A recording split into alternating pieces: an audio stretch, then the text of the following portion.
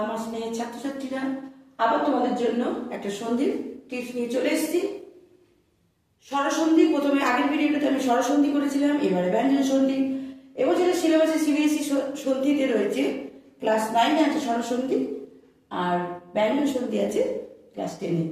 যাই হোক, সন্ধিতে আমাদের যেটা কনফিউশন হয়, চয়ে ছয়ে কখন হবে, চ কখন হবে। আমাদের একটা টিপস মনে রাখতে হবে, চয়ে ছয়ে থাকলে চ বাদ যাবে। কিরকম হবে দেখো, পরিচ্ছন্ন, চয়ে ছয়ে আছে, চ বাদ গেল, পরি যুক্ত ছন্ন, পরিচ্ছন্ন, চ বাদ।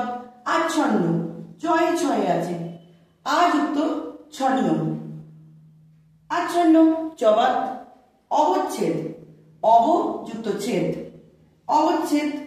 বিচ্ছিন্ন, চয়ে ছয়ে আছে, বি যুক্ত ছিন্ন, বিচ্ছিন্ন। চগুলো সব বাদ, যখনই চয়ে ছয়ে থাকবে তখন চ বাদ যাবে। স্বচ্ছন্দ, স যুক্ত ছন্দ, চ বাদ। আচ্ছাদিত, আ যুক্ত ছাদিত, চ বাদ। বিচ্ছেদ, বি যুক্ত ছেদ, বিচ্ছেদ, চ বাদ। তাহলে আমরা শিখে গেলাম।